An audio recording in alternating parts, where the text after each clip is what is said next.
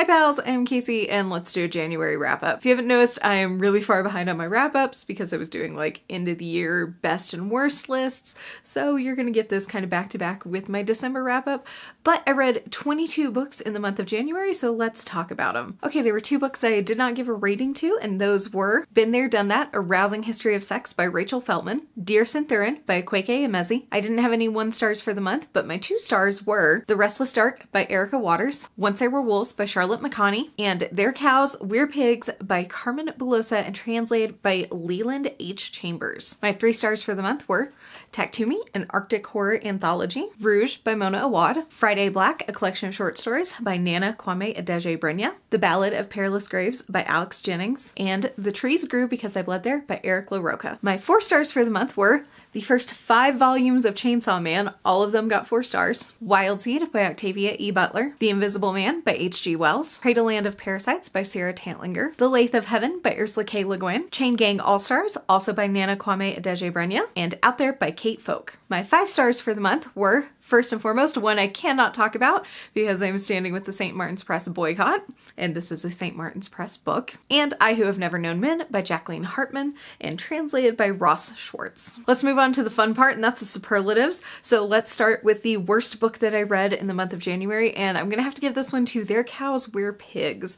This is a historical, fictionalized, recounting of true events. This was originally written in Spanish and translated to English more recently, and this was translated into Spanish from the original text, which I think were in French. I'm not entirely positive on that though, but this is a pirate story. This is following a man named Smeeks as he is captured and traded as a slave on the island of, I've already forgotten about what the island was. Tortuga. It's Tortuga. And his adventures as he learns medicine from various mentors and then joins a pirate crew.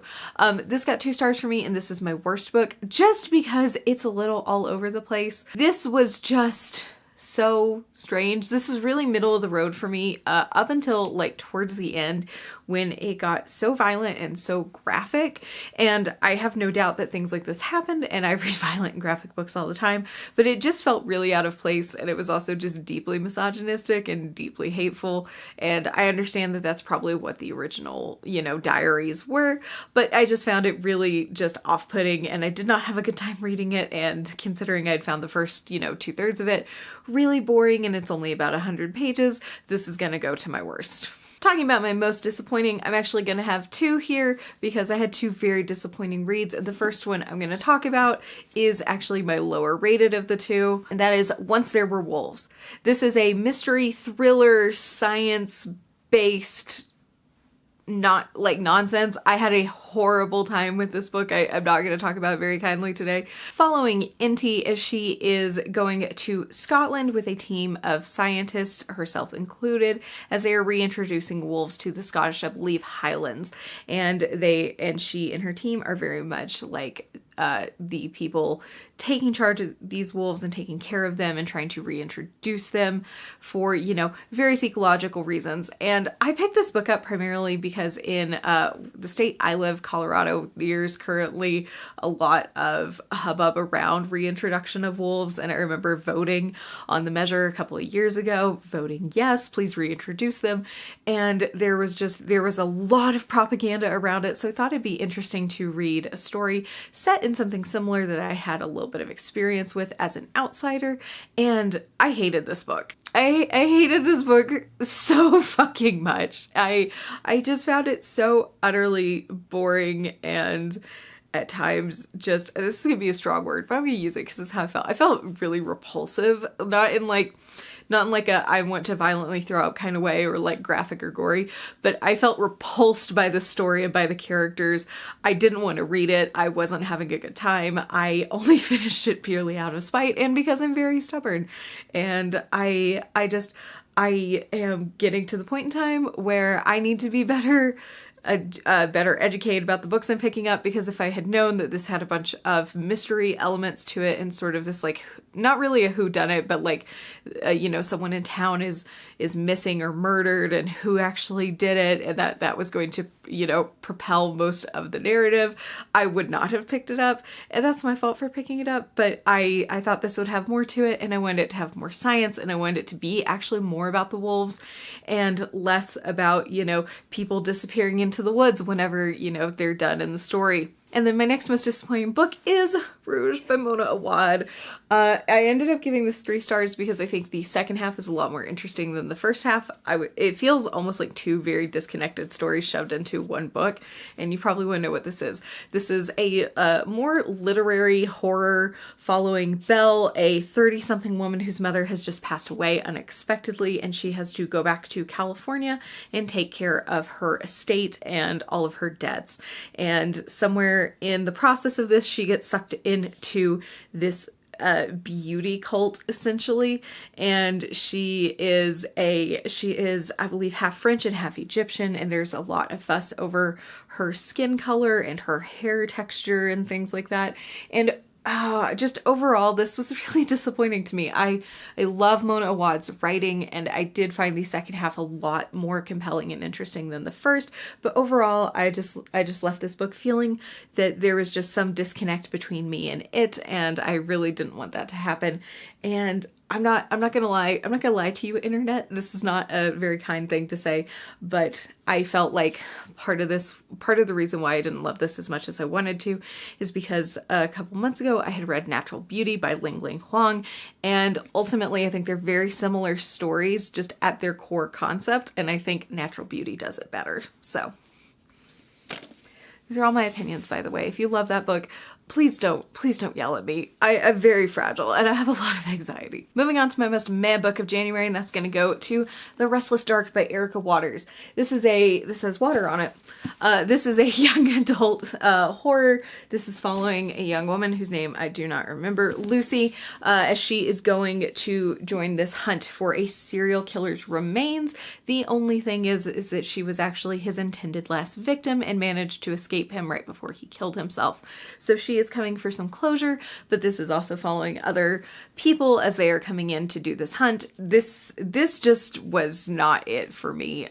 This is, I think I can officially say this now, because I've been saying this for a while. I think this is my last TikTok book that I have on my shelves, and it's the last one I'm really gonna give a shot. And it wasn't for me, right? It's not written poorly, and it wasn't written ineffectually. I think it has a really strong message talking about the true crime industry and the way that it turns out human suffering and misery for entertainment and what that can do to a variety of people. And I think that it's really strong in that, but I think it's just really weak in character and really weak in plot. What I mean by that is truly that there is just like characters jump to decisions without a lot of reason why they would. The insta-love relationship in here was very off-putting to me. I don't normally find insta-love very appealing, and it's not as instant as it is in here. In here, it's like these girls know each other for 5 seconds, and then they're saying I love you. It's crazy.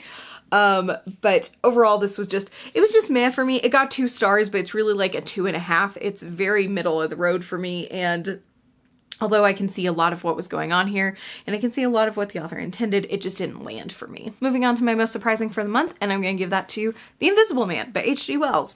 I had no hopes for this about this several years ago, and I was positive that this older novel just wasn't going to live up to the expectations that I expect for it, and it honestly did. I was really surprised. This is a classic. This is a man, he's invisible, he's getting up to shenanigans. It's very short. I don't know what else to say without spoiling everything, but this is really interesting. I think it had a lot of questions that it posed and that it didn't entirely answer, and I think that overall the way that the story is set up with the invisible man being in the town and wreaking some havoc and causing some mayhem, followed up by him fully telling his story, was just really overall very successful, and I very much enjoyed it. Okay, I moved camera angles because the light changed and just kept washing me out.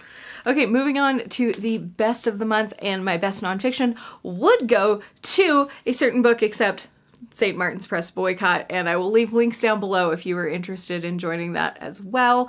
But instead, I am going to talk about my second best nonfiction, and that's going to go to Dear Cynthia by Akwaeke Emezi. This is a Black spirit memoir, I believe is what it's called on the title, and that is very much what this book is. This is Akwaeke Emezi's memoir told through letters to people throughout their lives. And I love Akwaeke Emezi's writing. Everything I've read from them has been just absolutely incredible, and this isn't any different. If you can get your hands on this one and you're interested in it, I highly recommend the audiobook because the author narrates it themselves, and honestly, it's just fascinating to hear someone talk about their life and to just share their story with us, the audience, and I absolutely loved it. It was a great time. I absolutely flew through this one, and I just think that Akwaeke Emezi talks a lot about grief and depression and hurt in such a compelling and interesting way, and that's why I continue to pick up their books. Brief mention to the best short story collection I read, because I read a couple of them this month, and I'm going to give it to Out There by Kate Folk. This is a lot of science fiction, horror, literary fiction. It was really good. I had a great time. I thought every short story in here was massively successful. And on to my best fiction for the month, and this has to go to I Who Have Never Known Men by Jacqueline Hartman. This is it's just incredible. This is a dystopian. This is, I think, more recently translated from the original French, and it is about this young woman who does not have a name, and she grows up in a bunker with 39 other women, and it's a lot about their lives in the bunker and what they do to keep themselves just entertained and how they go about their day and the men who have kept them captive. And one day an alarm goes off and their bunker is left open, and they go out into the world and explore the world like they haven't been able to in decades, in years.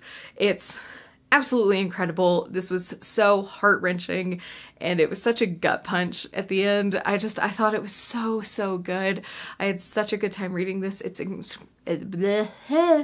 incredibly short, and it is incredibly impactful. I doubt I'm going to be the first person who is going to tell you how fucking good this is, but if you have not read it yet, please let me be the person who tips you over the edge to go pick this up or grab it from your library and just try it out. It was just so beautifully written. It was heartbreaking. It was devastating. And I love books like this where they don't have answers for you and they try to answer some things, but it's just a real and honest interpretation of this world that the authors created.